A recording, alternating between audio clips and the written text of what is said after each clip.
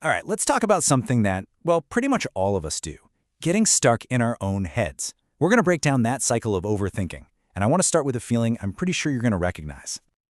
So, have you ever had one of those nights you're just trying to sleep, but your brain decides it's the perfect time to replay a conversation from, like, 8 hours ago? You just lie there, spinning, thinking, did I say the right thing? What did they really mean by that? Or how about this one? You get a text that just says, hey, we need to talk. And boom, your mind immediately goes into overdrive, right? You start script writing a whole disaster movie in your head, casting everyone you know, and of course, it always has the worst possible ending.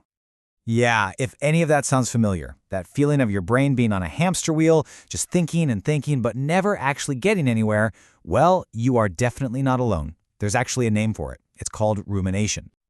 So let's get into it. What exactly is this overthinking trap? And why does it feel so sticky? Okay, so rumination is basically getting stuck. Your mind is just replaying the same thoughts about a problem, or a mistake you made, or something you're worried about, over and over and over. The key thing here is you're not moving toward any kind of useful conclusion. I love this way of putting it. It really feels like your mind is running a marathon, right? It's so busy, but in reality, you're just walking in circles, stuck in the exact same spot. Now, this is a really important point. Not all thinking is bad. I mean, we need to think. The trick is knowing the difference between this harmful rumination and what we'd call productive reflection. And you can see the difference right here. Look, productive reflection, that's healthy. It's all about finding solutions, learning, and planning. It's active. Rumination, on the other hand, it's the total opposite. It just focuses on the problem, makes you feel worse, and leaves you completely stuck, unable to do anything. So you gotta wonder, right? If it's so unhelpful, why do we do it? Why do our brains get caught in this loop? What's the deal? Well, a lot of the time, it's something called cognitive avoidance. And that's just a fancy way of saying we're using thinking to avoid feeling. It's like your brain goes, oof, that sadness or that fear feels really uncomfortable. You know what? Let's just analyze this problem for the 1,000th time instead. You stay busy in your head so you don't have to deal with the messy emotions. And make no mistake, this isn't just some harmless little habit. This cycle of overthinking has a real, tangible cost. I mean, the impact is huge.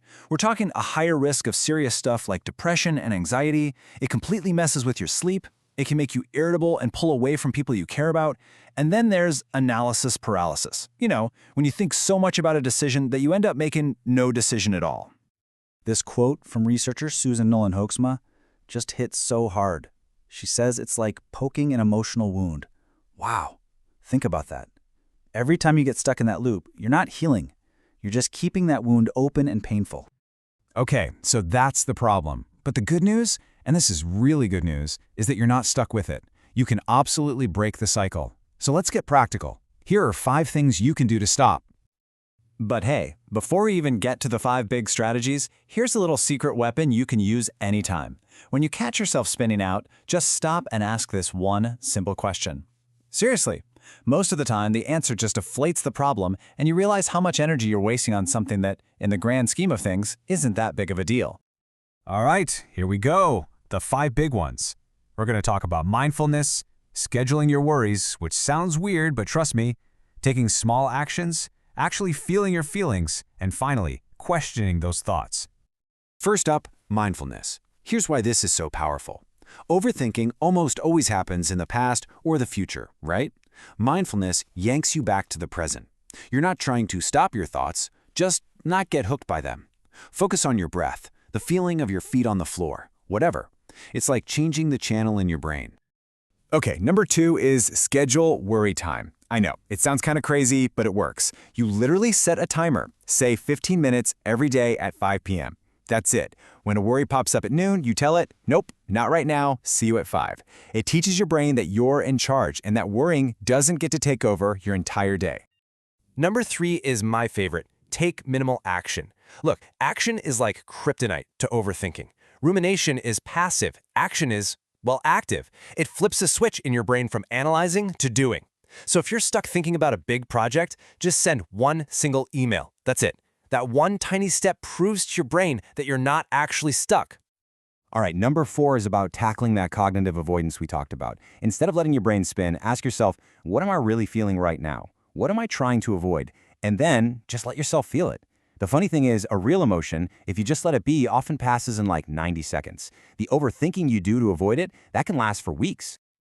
Okay, so all of these tools really boil down to one big idea, which is our final takeaway. At the end of the day, the only way out of your head is to get into your life. You're not going to find clarity by thinking harder. You're going to find it by doing something, by taking action, by moving forward even just a tiny bit. And this is the thought I really want you to leave with. It's not about thinking less, it's about thinking better. The goal is to move from that circular, paralyzing thought to thinking that actually helps you move forward. So I'll leave you with a challenge. Think about that one thing you've been overthinking lately. Now, instead of giving it another hour of your mental energy, what is one tiny, small step you can take on it today, right now? Because that, right there, is where everything changes.